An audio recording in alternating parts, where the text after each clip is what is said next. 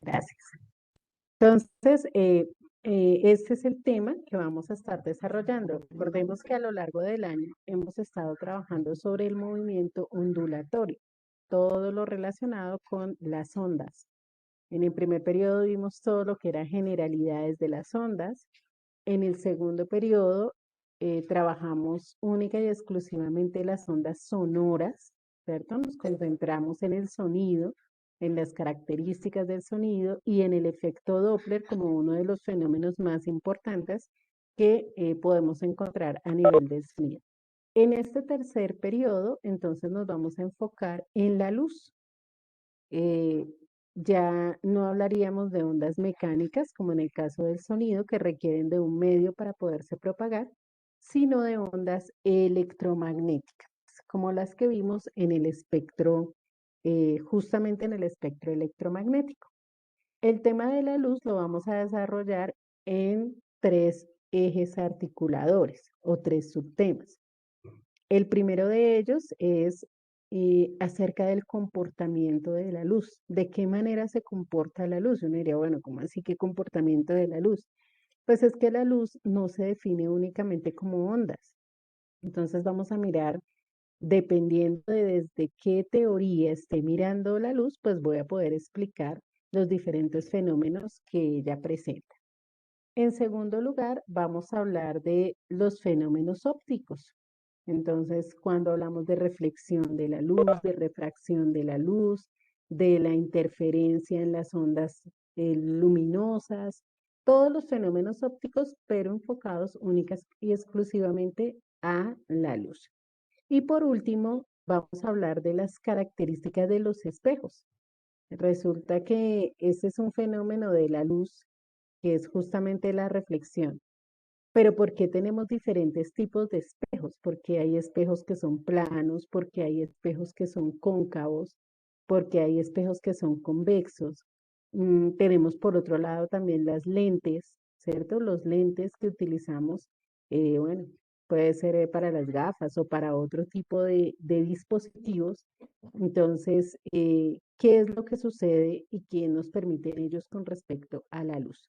Entonces, eso es lo que vamos a estar trabajando, Dios mediante, este tercer periodo. Tomamos por favor el apunte de los ejes y ya continuamos. Bueno, entonces para ver Profe, este tema, señora, yo falto, profe. bueno, voy a ir hablando unas cositas y mientras tú vas terminando. Bueno, para ver este tema de la luz, vamos a iniciar con un video introductorio.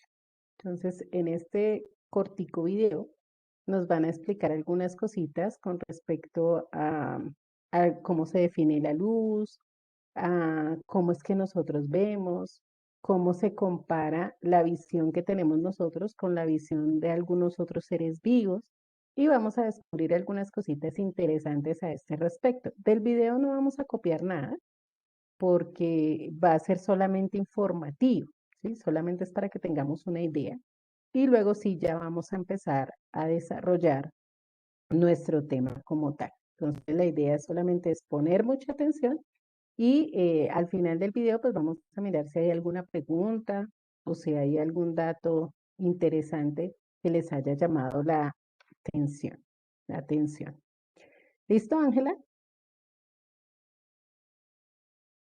Bueno, entonces voy a cambiar un momentico aquí el compartir pantalla para que nos quede para sonido, para poder escuchar la información del video. ¿Listo? Atentos entonces, por favor.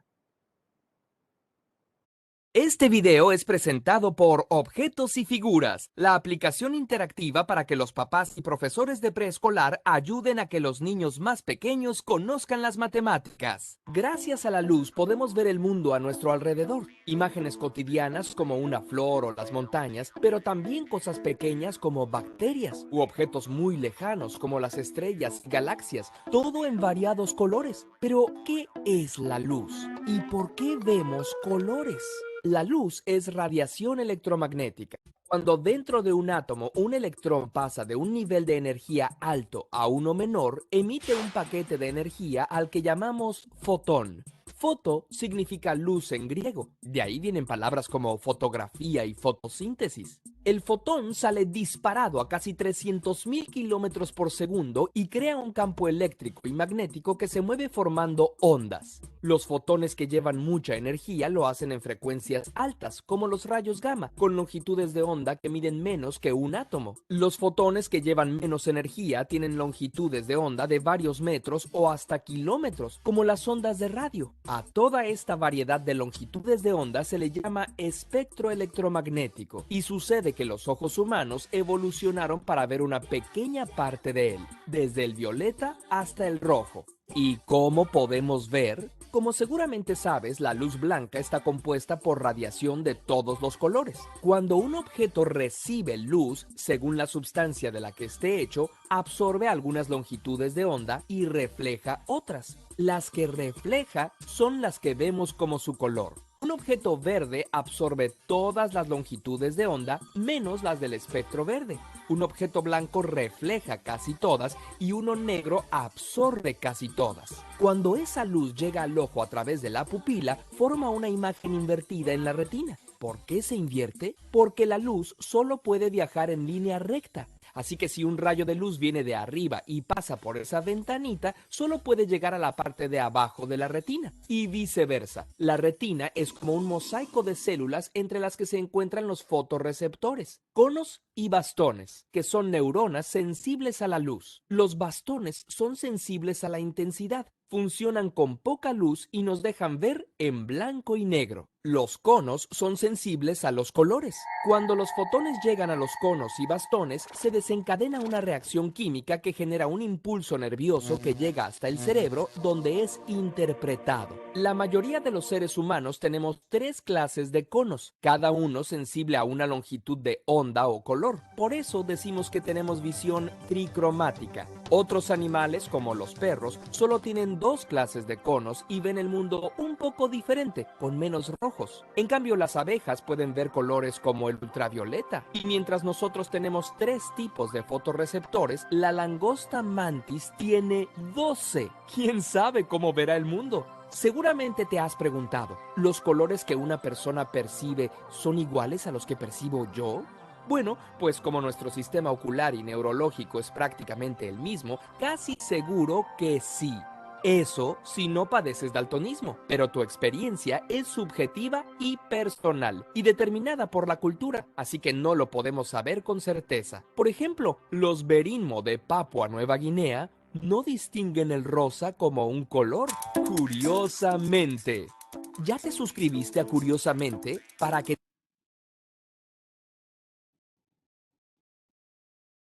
Bueno, chicos, entonces pudieron ustedes observar ahí en el video diferentes características o situaciones con respecto a la luz.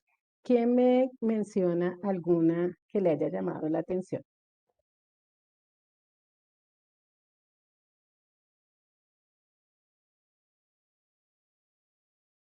Fue lo del espectro electromagnético.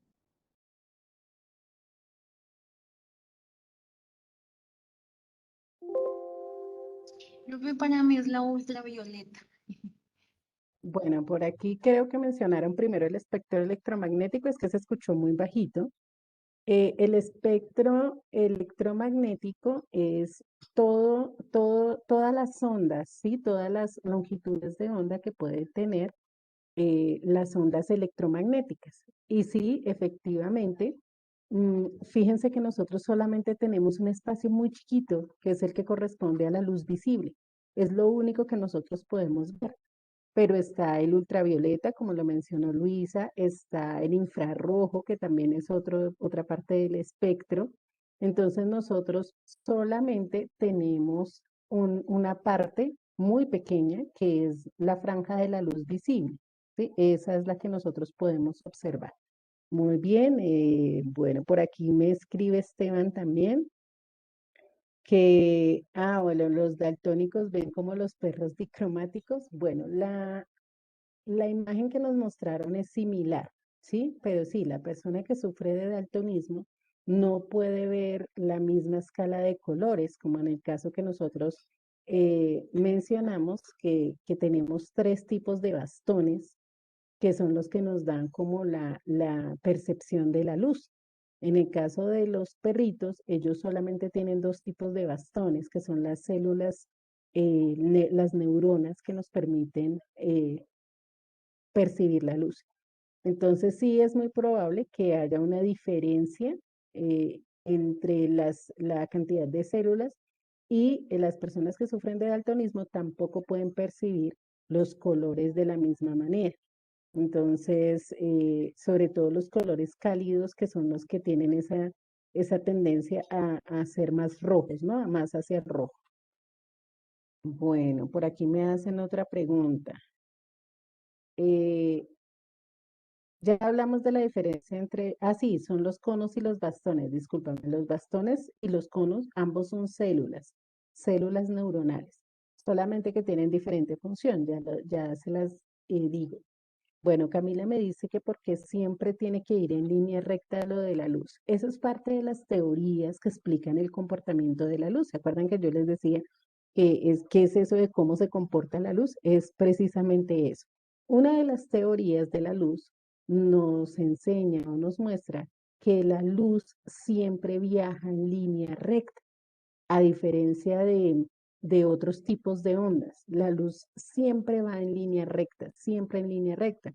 Entonces, es lo que se ha estudiado con respecto al fenómeno de la luz o a la luz, al fenómeno ondulatorio en la luz. Entonces, por eso nos explicaban que las imágenes a nuestra pupila llegan de manera, la retina la interpreta de manera inversa. Entonces, nosotros vemos al derecho, ¿cierto? O sea, cuando usted ve un objeto, está al derecho, pero resulta que en la retina del ojo está al revés, ¿sí? Al revés. Lo que está arriba, como viaja en línea recta, en el momento en que traspasa la pupila, queda abajo, y lo que está abajo queda arriba. Pero en ese proceso de transformación al cerebro, de convertirlo en esas ondas electromagnéticas, entonces cuando llega a nuestro cerebro, pues obviamente la interpretación es la correcta, al derecho, ¿sí? Porque si no, entonces todo tendría que estar al revés para que nosotros lo pudiéramos ver al derecho. Pero no es así. Cuando ya pasa de la retina al cerebro, entonces la interpretación es en el sentido correcto. Bueno, eso es, Camila, lo que me estás preguntando. Bueno, Margie me dice que cono. Sí, efectivamente. Bueno, y Juan nos contesta, claro que fue en el privado. Los bastones nos permiten ver en blanco y negro, ¿cierto? Los bastones nos dan ese sentido de poder analizar las sombras que tienen los diferentes objetos, mientras que los conos son los que nos permiten ver los colores, ¿sí? Los conos son los que nos permiten ver los colores. Entonces nosotros tenemos tres tipos de conos o tres tonos de tonos: el verde, el azul y el rojo, ¿sí? Esos son los tres conos que tenemos. Y por esa razón mencionaban en el video que nuestra visión es tricromática, ¿sí? Tricromática. Algunos animales, como el caso de las abejas, tienen la particularidad que su espectro visible es más amplio. Entonces no solamente tienen la luz visible, sino la luz ultravioleta. Ellas perciben la luz ultravioleta, nosotros no la podemos percibir. Y bueno, nos hacían énfasis en la langosta mantis religiosa. Qué interesante el tema de ellos, ¿no? Que tengan 12 bastones, 12 tipos diferentes de bastones. Entonces, perdón, de conos, 12 tipos diferentes de conos. Es decir, que los colores deben ser mucho más intensos todavía como ellos lo pueden llevar a percibir. La luz ultravioleta está por encima del espectro visible, es decir, hay unas distancias de las ondas, ¿sí? La longitud de la onda. Recuerden que ya vimos cuál era la longitud de onda, que es del principio al fin de la onda. Esas ondas se miden en nanómetros y llegan a ser hasta kilómetros. según la longitud de la onda. En el caso de la luz visible, más o menos está entre los 400 y los 700 nanómetros. Eso es lo que nosotros alcanzamos a percibir, no más. Solamente ondas electromagnéticas que estén en ese rango. La luz ultravioleta está por encima. Entonces nosotros no percibimos esa luz. ¿Dónde podemos analizar o qué nos mostraría si viéramos en luz ultravioleta? Podríamos ver los billetes como se ven en la maquinita que ustedes han visto, la maquinita esa que tiene una luz morada, donde ponen los billetes para mirar si son verdaderos o falsos. ¿Alguno lo ha visto? ¿Nada? ¿Ninguno? Que de pronto ustedes hayan ido a hacer una compra y en el sitio donde se haga la compra tengan una máquina de luz ultravioleta. Bueno, por aquí algunos me dicen que sí. Yo pensé que ninguno. Yo iba a decir, no, pero imposible, aunque sea uno. Hay unas maquinitas que son de luz ultravioleta. Cuando ustedes colocan ahí el billete o cuando la persona coloca ahí el billete, muestra lo que está al interior, ¿cierto? Muestra todas las marcas que tienen los billetes y si nosotros pudiéramos ver el espectro ultravioleta, así veríamos los billetes, ¿sí? No solamente veríamos la parte externa, sino todas las marcas en esas tonalidades que hay hacia el fondo. Entonces, ahí en ese caso, pues podríamos decir que veríamos en ese espectro de luz. Bueno, ya vamos a hablar. Ah, sí, los fotones son energía, ¿sí? Y por esa razón es que viajan tan rápido. Sí se habla de una masa, porque precisamente esa es la teoría corpuscular de la luz, es de que son pequeñas partículas, pero son partículas muy pequeñas, muy, muy, muy pequeñas, ¿sí? De hecho, son más pequeñas que el mismo átomo, que las mismas partículas subatómicas. Sí se considera que tienen una masa tal vez insignificante, pero sí tienen una masa porque son corpusculares, es decir, son como partículas, ¿sí? Son partículas. Ya lo vamos a ver ahorita cuando hablemos de la teoría corpuscular. Y viajan muchísimo más rápido que la luz, que el sonido, perdón, porque el nivel de energía es mucho más alto, ¿sí? Es un nivel de energía bastante, bastante alto. Bueno, hasta el momento no se ha hablado de personas con esa visión especial, ¿sí? Que tengan cuatro conos, no, no se ha pues determinado porque sería un caso totalmente fuera de lo normal, porque como decían allí, pues nuestros cerebros y nuestros sistemas oculares son iguales, ¿cierto? Para todos los seres humanos, todos los seres vivos que pertenecen a una misma especie, pues generalmente van a tener las mismas características.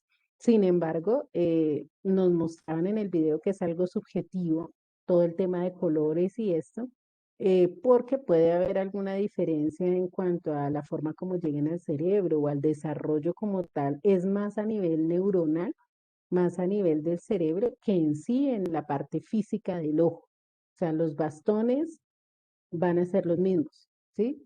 Puede cambiar un poco en la interpretación al cerebro, pero no físicamente con respecto a que haya diferentes tipos de bastones. Eh, Andrés, no entiendo, puede que Andrés Guevara, pero puede, no Pero, entendí. o sea, ¿puede suceder eso de lo de los cuatro conos? No, por eso les estaba diciendo, no puede suceder en la medida que eso sería físico, ¿sí? O sea, tendría que tener un tipo neuronal, o sea, una neurona distinta. Y hasta el momento, pues no se ha dado el caso, ¿sí? No sabemos si de pronto no, es muy difícil, la verdad, porque es físico. Por eso te digo, lo que puede cambiar es un poquito la interpretación en cuanto al cerebro, pero no en cuanto a la parte física, de decir, no, hay una persona que resultó con un cono amarillo, un cono rosado. No, realmente hasta el momento no se ha dado. Bueno, ok. Entonces vamos a pasar ahora. Profe, una pregunta, espera, una última pregunta. Sí, claro, dime. debido caso de un daltónico, ¿cuántos conos tendría por ser Espérame, retoma la pregunta y acércate un poco más al micrófono porque se te fue totalmente el audio y no te escuché. Ok, que en debido caso, entonces, ¿cuántos conos tendría un daltónico? ¿Tendría los tres máximos? O, Sí, tiene los tres, pero hay un mal funcionamiento, ¿sí? O sea, no, por eso te digo que no es físico, no es un tema físico, no es que le falte o le sobre, sino que hay un mal funcionamiento y la información al cerebro no llega de la misma manera.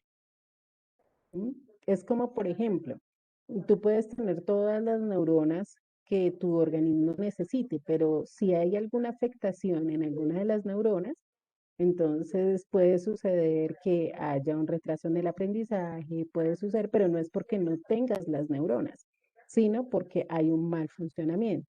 Las personas que de pronto sufren algún tipo de accidente cerebrovascular, un derrame cerebral o algo así, generan un daño en las neuronas y eso hace que, por ejemplo, pierdan el habla, ¿sí? O hace que pierdan algunas capacidades de memoria o cosas así por el estilo. No porque no esté ahí, sino porque no funcionan adecuadamente.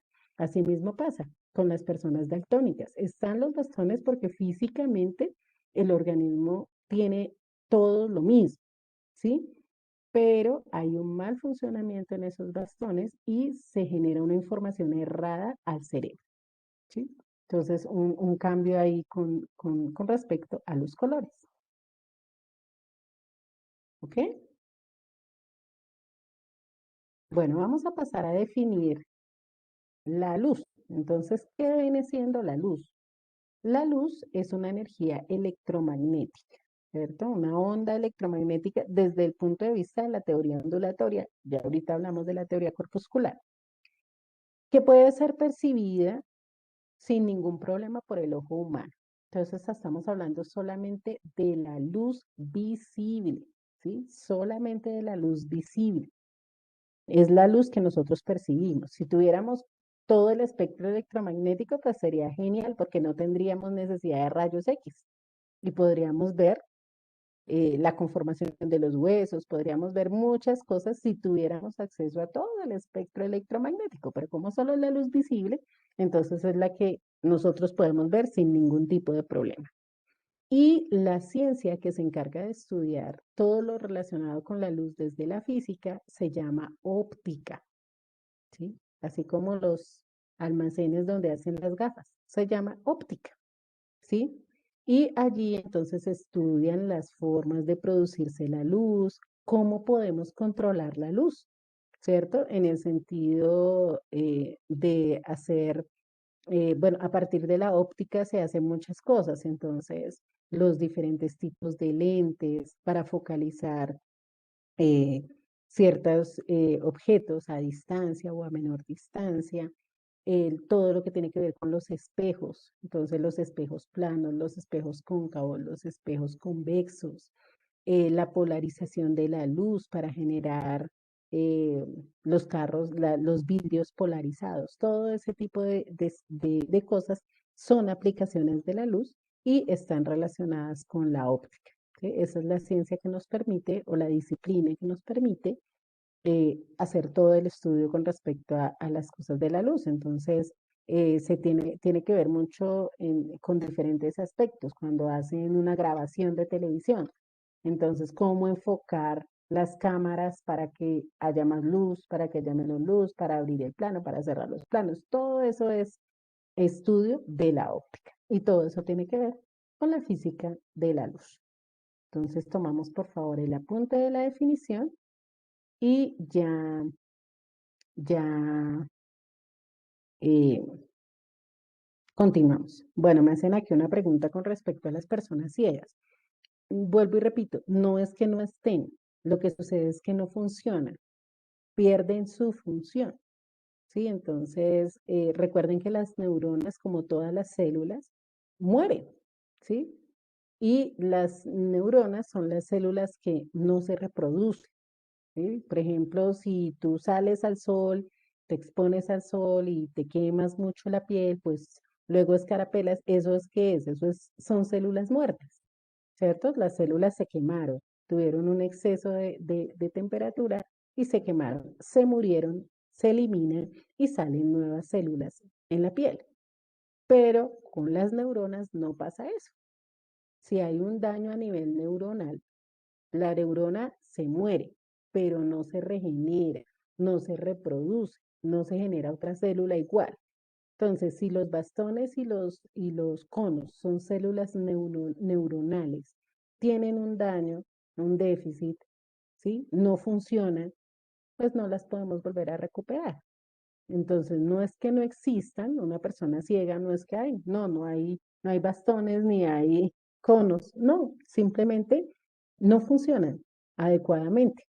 Y generalmente, pues los daños son en la retina, que es la encargada de hacer ese proceso para que pase al nervio óptico y finalmente llegue al cerebro. Entonces, la persona no percibe las imágenes, ¿sí? Pero es porque están las células, pero no funcionan, ¿sí? O sea, no es que así como de pronto puede suceder alguna mutación, que una persona nazca sin un brazo o sin una pierna, no, nació sin bastones y sin conos, no. Simplemente hay un daño, no funcionan adecuadamente y por eso la persona tiene problemas de ceguera. Y pues obviamente eso lo hablamos desde el punto de vista biológico, porque ahí la física no entra a determinar nada, solamente es desde el punto de vista biológico, desde la función biológica. La física entra solamente a mirar desde la percepción, o sea, cómo llega la onda de luz a la pupila, a la retina y la interpreta el cerebro. Pero ya la parte física como tal, pues es de competencia de la medicina y de todo lo que tiene que ver con el estudio particular del ojo, ¿sí? La oftalmología, la optometría, ¿sí? Ellas son las que se encargan de ya estudiar lo que es el comportamiento y el funcionamiento físico, anatómico del ojo como tal. Bueno, ya tenemos este apunte, falta alguien. Yo, profe. Listo, me avisas cuando termines, por favor. O me avisan los que faltan. Bueno, entonces ahora vamos a hablar de la teoría corpuscular, o sea, de las teorías que explican el comportamiento de la luz. Escribimos ahí como un subtítulo que diga comportamiento de la luz. ¿Listo? Como subtítulo, comportamiento de la luz.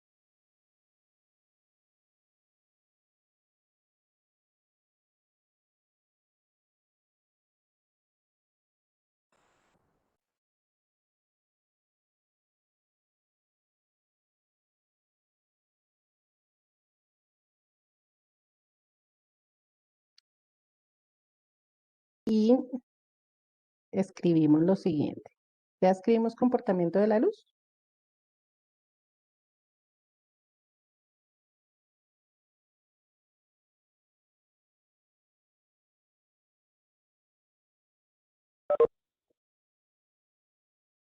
Bueno,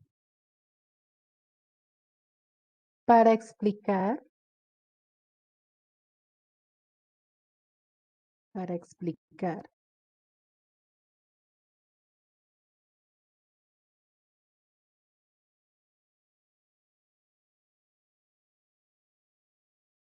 cómo se manifiestan,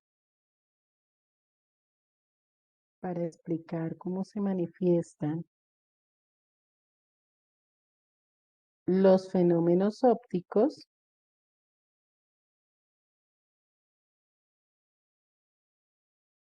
para explicar cómo se manifiestan los fenómenos ópticos,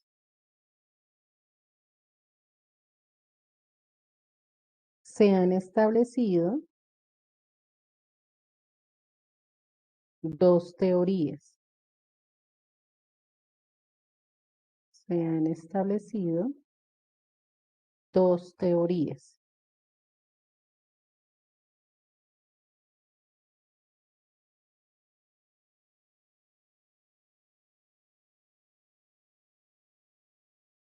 Dos puntos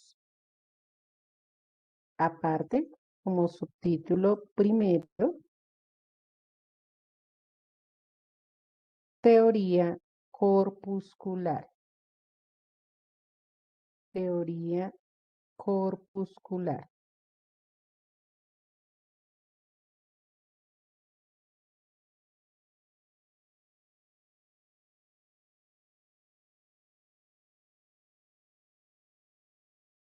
Y vamos a mirar entonces qué características tiene esa teoría corpuscular o qué es lo que dice la teoría corpuscular.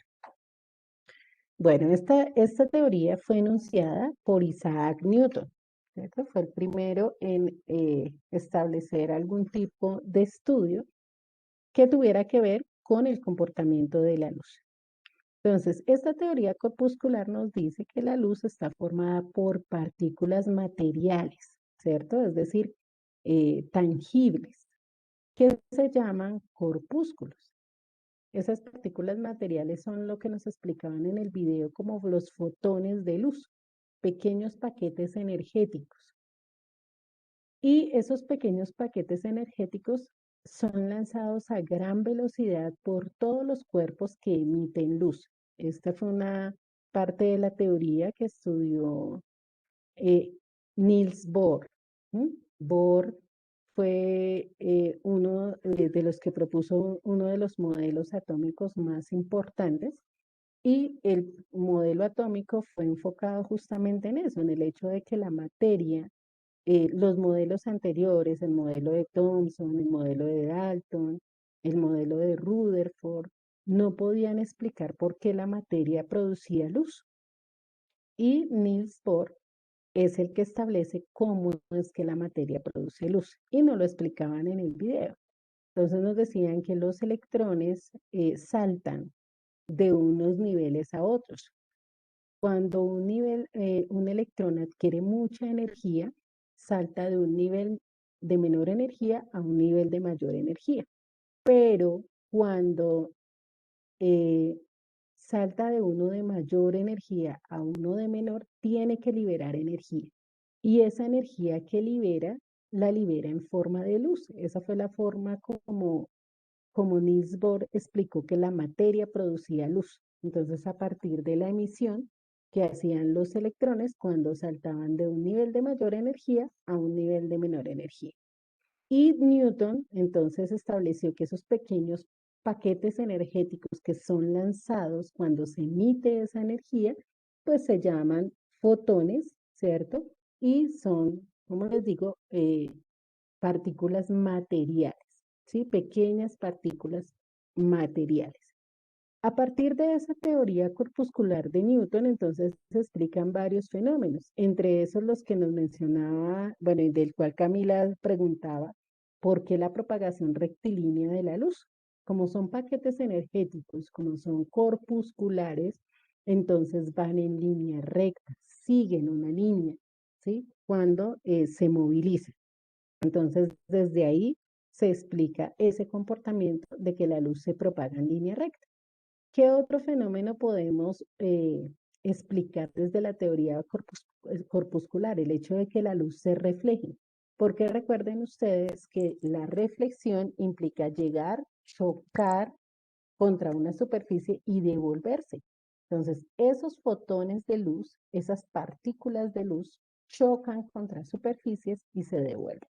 Entonces, ahí tenemos el caso de los espejos. Lo que tenemos frente al espejo no es más que la reflexión de la luz, ¿cierto? La luz llega, choca, nos forma la imagen y al devolverse, entonces nosotros observamos esa imagen que está reflejada ahí en el espejo.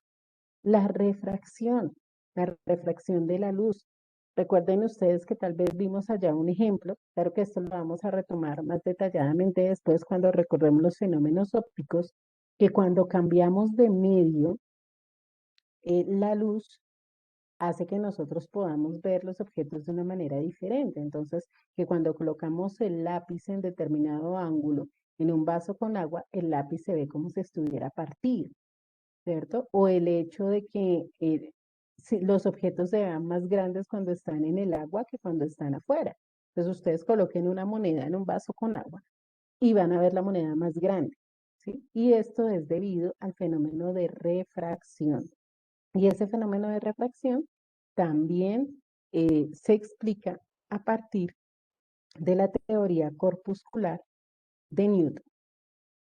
También él enunció en su teoría o supuso que esos corpúsculos, esas partículas, eran muy pequeñas en comparación con la materia. Y por eso cuando se propagan, cuando viajan en un medio material, ni siquiera existe el rozamiento con el medio, ¿sí? Acuérdense que creo que en alguna ocasión les dije que cuando pateamos un balón, ¿cierto? Y él va en determinada trayectoria, su velocidad va disminuyendo debido a que hay una fuerza de fricción, ¿cierto? O un rozamiento que tiene con el suelo, con el césped, bueno, donde sea que se esté moviendo, y eso va disminuyendo su velocidad. Lo que expresa Newton es que la luz, esos partículas, esos corpúsculos de luz, no tienen ese rozamiento con ningún medio. Por eso esa velocidad tan grande, ¿sí? No hay ninguna forma de que rocen con el medio y disminuyan su velocidad, sino que esa velocidad siempre se va a mantener constante. Y hay un aspecto que no nos explica la teoría corpuscular de la luz y es la difracción, ¿sí?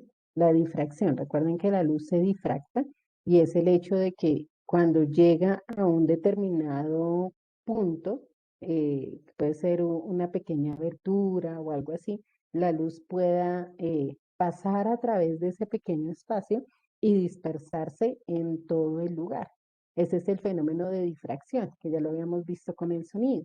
Pero ese fenómeno sí no se puede explicar a partir de la teoría corpuscular. Y claro que sí se presenta, la luz sí se difracta, pero pues se supondría que si son partículas y que si todo el tiempo van en línea recta, pues no tendrían la opción de abrirse espacio, ¿cierto? En todo un lugar, sino únicamente en un sentido.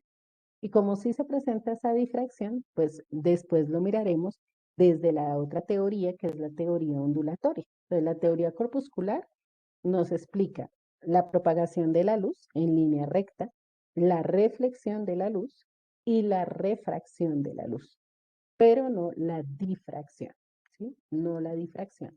Ni tampoco lo que tiene que ver con la interferencia, porque la interferencia es de ondas, no de partículas. Las partículas no interfieren unas con otras, sino son las ondas las que generan esa interferencia. Entonces, eso lo veríamos más adelante cuando hablemos de la teoría ondulatoria de la luz. De lo que les he mencionado hasta el momento, ¿hay alguna duda? ¿No? ¿Es totalmente claro? Listo, perfecto. Supongo yo que no hemos tomado este apunte, ¿o sí? Si yo les estoy explicando, pues ustedes están poniendo atención, entonces no están copiando. Entonces, ok, no nos queda sino menos de un minuto de la clase. Entonces, no se preocupen, no se afanen. En la próxima clase tomamos el apunte de la teoría corpuscular. Lo que me interesa es que me hayan entendido, ¿sí? Si me entendieron, no hay problema. En la próxima clase tomamos el apunte la próxima semana porque el viernes es entrega de informes académicos. Entonces, el viernes no nos vemos. Nos vemos mañana en química y el próximo miércoles nos veríamos en clase de física. Bueno, entonces chicos, por hoy vamos a quedar hasta aquí. Que tengan un excelente resto de jornada, que almuercen, que descansen y nos vemos mañana en clase de química. Bueno, Dios los bendiga. Chao a todos. Chao, profe, que tengas un buen día. Bueno, gracias, lo mismo para todos ustedes.